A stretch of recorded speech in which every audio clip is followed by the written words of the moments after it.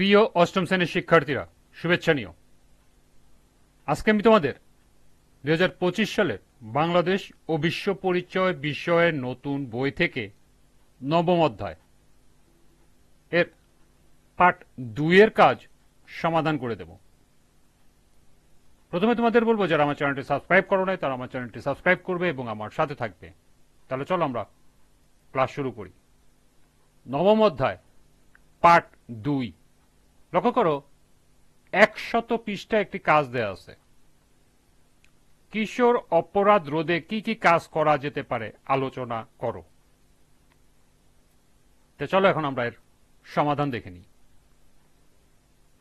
বাংলাদেশে কিশোর অপরাধ প্রবণতা দিন দিন বেড়ে যাচ্ছে। কিশোর অপরাধ রোধে যেসব কাজ করা যেতে পারে তা নিম্নে উপস্থাপন করা হলো। 1.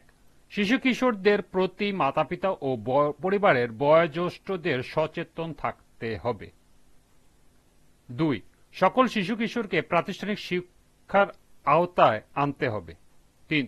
দরিদ্র ও সুবিধা বঞ্চিত শিশু কিশোরদের জন্য বিনামূল্যে শিক্ষার ব্যবস্থা করা। 4. স্কুল ও কলেজ পর্যায়ে এমন কোর্স চালু করা যা তাদের দক্ষতা বৃদ্ধি করবে। 5.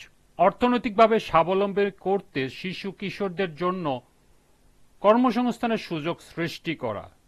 6. কিশোর কিশোরীদের জন্য কারিগরি শিক্ষার ব্যবস্থা করা। 7. স্কুল ও পরিবারের মধ্যে অনলাইন নিরাপত্তা ও সচেতনতামূলক পাঠ চালু করা। 8. কিশোরদের জন্য নিয়মিত মনোরোগ বিশেষজ্ঞদের সাথে কথা বলার ব্যবস্থা করা।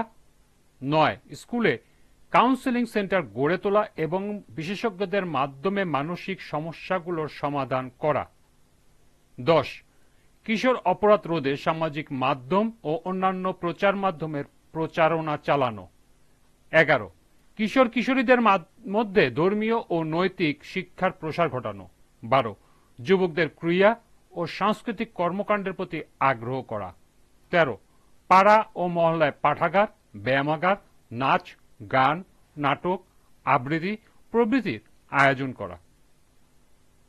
14. বিভিন্ন প্রচার মাধ্যমে কিশোর কিশোরীদের সৃজনশীল কাজে উৎসাহিত করা। এবং সর্বশেষ 15. কিশোর অপরাধীদের পুনর্বাসনের জন্য বিশেষ কেন্দ্র বা প্রোগ্রাম চালু করা। এই ছিল এই কাজের সমাধান। আজকের ক্লাসটি এ পর্যন্তই। পরবর্তী ক্লাসে পার্ট 3 থেকে এর কাজ সমাধান করে দেব। সবাইকে আবারও বলছি, যারা আমার চ্যানেলটি সাবস্ক্রাইব করো নাই তারা আমার চ্যানেলটি সাবস্ক্রাইব করবে এবং আমার সাথে থাকবে। সবাইকে পরবর্তী ক্লাস দেখার আমন্ত্রণ জানিয়ে আজকের মতো আমি এখানেই বিদায় নিচ্ছি। আল্লাহ হাফেজ।